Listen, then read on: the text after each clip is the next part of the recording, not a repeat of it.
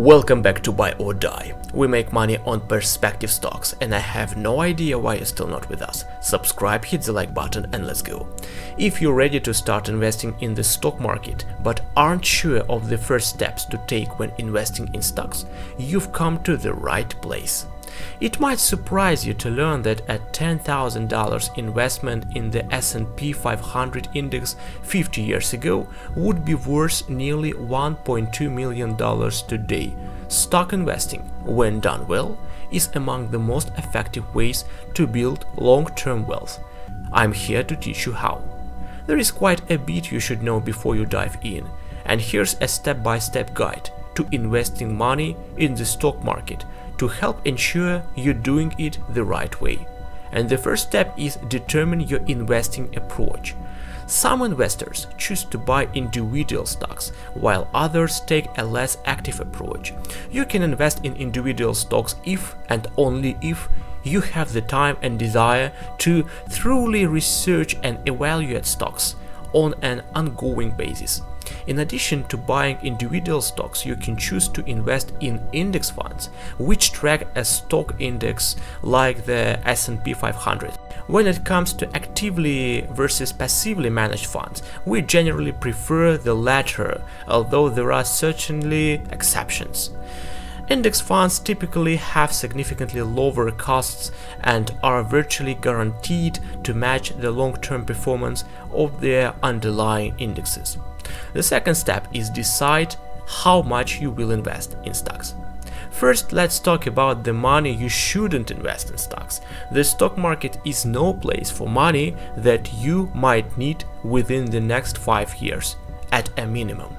While the stock market will almost certainly rise over the long run, there is simply too much uncertainty in stock prices in the short term. In fact, a drop of 20% in any given year isn't unusual. In 2020, during the COVID-19 pandemic, the market plunged by more than 40% and rebounded to an all-time high within a few months. Third step is open an investment account. All of the advice about investing in stocks for beginners doesn't do you much good if you don't have any way to actually buy stocks. To do this, you'll need a specialized type of account called a brokerage account.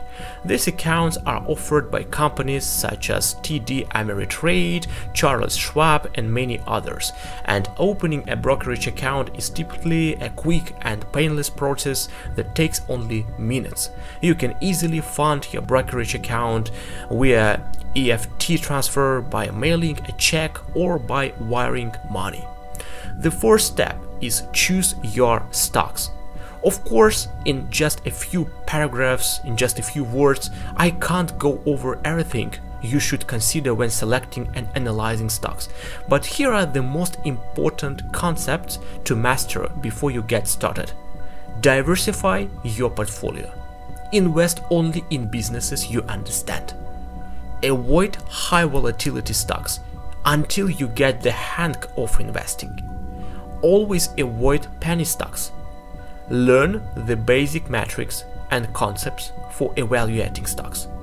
The most surefire way to make money in the stock market is to buy shares of great businesses at reasonable prices and hold on to the shares for as long as the businesses remain great, or until you need the money. If you do this, you'll experience some volatility along the way, but over time, you'll produce excellent investment returns. Well, I'm waiting for your comments. I'm waiting for your reactions if you liked this video. I hope it was useful for you. I'm also waiting for your subscriptions because it's much better to make money together. And see you guys tomorrow in my next videos. Bye.